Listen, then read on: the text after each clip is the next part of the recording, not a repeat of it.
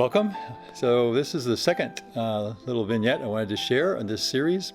These are based on the book Education for Life by J. Donald Walters.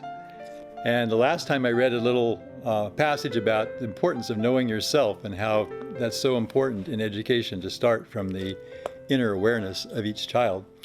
So the story I wanted to share today had to do with a young man who proved to me that he was extremely aware of his self and could describe it very clearly, and it set the platform for us to work together.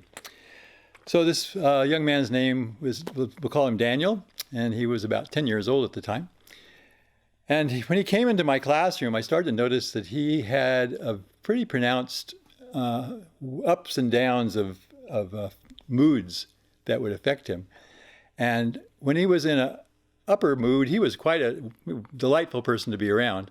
But when his mood dropped, he became just really completely out of it. He would just kind of not participate in anything. He was sad. You could feel that energy. So after I got to know him enough to bring up the topic, which was maybe after 4 or 5 weeks of the term, I went up to him one day and I said, Daniel, I noticed that sometimes you feel like, it looks like you're pretty sad, and I wanted to know, if you were aware of that. And he says, "Oh yeah." He says, "Yeah, I get really, really down the dumps." And I said, "Well, tell me about it a little bit." He says, "Well," he says, I'll come into school," and he says, "and I'll be fine. But then, I start to feel I'm like a little dusty. It's like a little dust has settled on me, and I have to kind of brush it off." And he says, "If I remember to brush it off, everything's fine, and life goes on." He says, "But sometimes I forget, and I don't notice it. I don't notice the dustiness." And he says, if it just sits there for a while, it kind of like it turns to mud, and I start to feel kind of dirty, and it's harder to get rid of. I have to really work at it if I catch myself there." He says, "And then there are other times," he says, "when I'm not even paying attention to that, and it just keeps getting harder and harder. And finally, it's like I'm down in the tar pits." And he says, "When I get in the tar pits, I can't move. I can't get out of it. I'm stuck." And I said, "Wow." I said, "That's amazing." I said, What do you like to, do you like to be in that kind of state?" He said, "Oh, no, of course not. I don't want to be in that state." He says, "I just don't know what to do." And I said, "Well, how about if we try to see if there's a way I could help you?" And he says, yeah, I'd be into that. I'd be happy with that." He said, "I don't like to be in that state." And I said, "Well, when I notice, I can watch, and sometimes I can notice that you're just your energy's starting to drop, and you're starting to get a little, I guess you could say, dusty.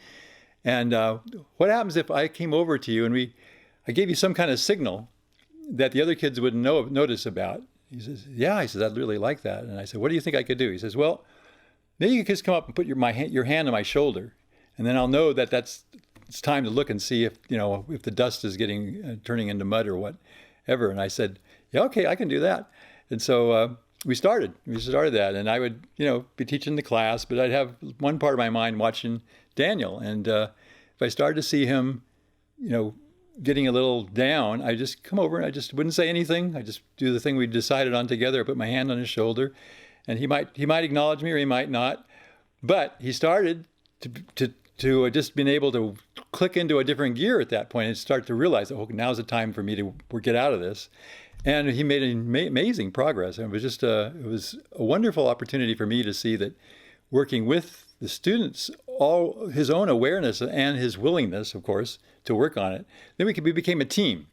Whereas if I came in and said, "Daniel, you look really sad. Get out of it. Come on, do it. Get in the class." It would have created this whole tension thing between the two of us. But this way, we became teammates, and that again was just helping me set the tone of how an Education for Life teacher can interact with their students by first focusing on their own self-awareness, inviting them to see if they'd like to change a situation. And in this case, it was obvious. He was, one of the other points that was made in this book is everybody is motivated by getting rid of pain and finding happiness. So this was an easy one to work with, but it really did make a huge difference in his life at that point.